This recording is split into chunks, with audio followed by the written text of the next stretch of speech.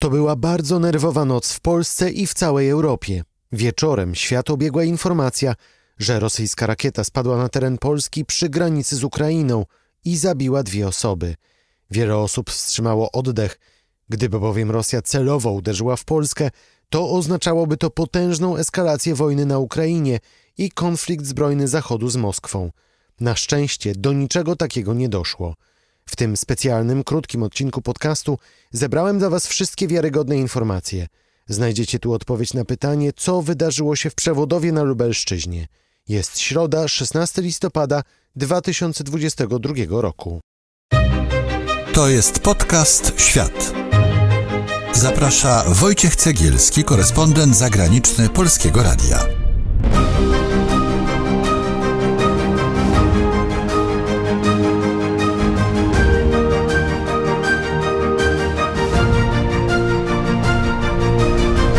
Oficjalnych informacji na razie zbyt wielu nie mamy, ale jeżeli chodzi o ustalenia tutaj... Polskie i światowe media wieczorem poinformowały o rosyjskich rakietach, które miały spaść w pobliżu granicy z Ukrainą. Z początku wiadomo było jedynie, że doszło do wybuchu i że zginęły w nim 2 osoby. Dostaliśmy zgłoszenie o wybuchu budynku gospodarczego w miejscowości Przewodów na takim placu składowym. W tym momencie zabezpieczamy miejsce zdarzenia. Wybuch na pewno był i tyle mogę potwierdzić. Tak mówił rzecznik strażaków z pobliskiego Hrubieszowa, starszy kapitan Marcin Lebiedowicz. Przed godziną 16 ja byłam w domu. Okna mojego domu wychodzą akurat na część właśnie tego budynku suszarni. Najpierw usłyszałam potężny huk, no więc podbiegłam do okna, no i zobaczyłam taką ogromną czarną czaszę, która się unosiła nad tym budynkiem suszarni. Później taki biały dym, no i zaczęło to powoli wszystko opadać. A później zobaczyłam ludzi biegających, już wiedziałam, że coś się stało. Znałem jednego dość dobrze, kierownika z suszarni. To on właśnie ważył w tym momencie zboże. No i oczywiście ten kierowca ciągnika też przebywał na tej wadze, bo z tej wagi został tylko gruz. Rząd w trybie pilnym zwołał posiedzenie Rady do Spraw Bezpieczeństwa. Wdrożono procedury, które są przewidziane w takiej sytuacji. W tym między innymi przed chwilą zdecydowano o tym, aby podwyższyć gotowość niektórych jednostek bojowych, wojskowych na terenie Polski oraz zwiększyć gotowość bojową jednostek innych służb mundurowych na terenie naszego kraju. Mówił po posiedzeniu rzecznik polskiego rządu Piotr Müller.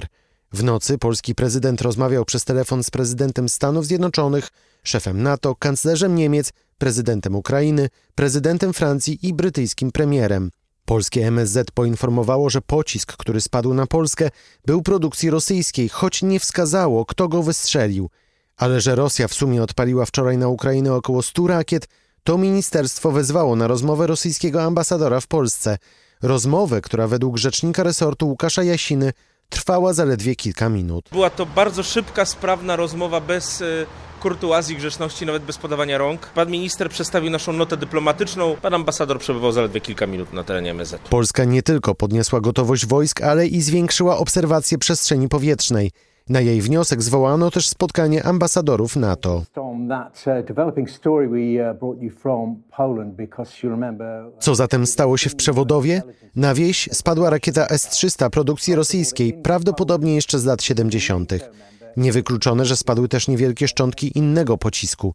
Zarówno Amerykanie, NATO, jak i Polska w kilkanaście godzin po incydencie informowały, że niemal na pewno nie była to rakieta wystrzelona przez Rosję, ale przez ukraińską obronę przeciwlotniczą. Rosja zaatakowała wczoraj Ukrainę. Ukraińska obrona przeciwrakietowa, przeciwlotnicza wystrzeliła także i mnóstwo pocisków po to, żeby zneutralizować ten rosyjski atak. Szacuje się, że być może około połowy, może trochę więcej niż połowa rakiet rosyjskich została strącona. Pozostała część uderzyła w terytorium Ukrainy. Jest niestety wysoce prawdopodobne, że jeden z pocisków, które były wystrzelone przez ukraińską obronę przeciwrakietową, niestety spadł po prostu na naszym terytorium. To polski prezydent Andrzej Duda.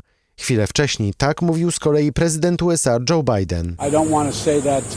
Nie chcę przesądzać sprawy, zanim nie zakończy się śledztwo, ale gdy patrzymy na trajektorię pocisku, to jest mało prawdopodobne, by został on wystrzelony z Rosji. Polskie władze oraz NATO podkreślają, że nic nie wskazuje, aby Rosja miała chcieć zaatakować Polskę czy inny kraj sojuszu. Musimy poczekać na wyniki dochodzenia, ale nie mamy żadnych sygnałów na to, że był to celowy atak. Nie mamy także żadnych sygnałów, że Rosja planuje atak na NATO. Mówił w Brukseli szef NATO Jens Stoltenberg.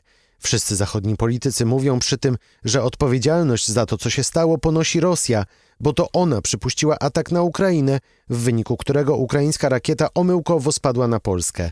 Specjaliści podkreślają także, że rosyjski ostrzał Polski byłby w tym przypadku technicznie niemożliwy. Rakieta S-300 ma zbyt mały zasięg, żeby mogła dolecieć do Polski z nad Rosji czy Białorusi.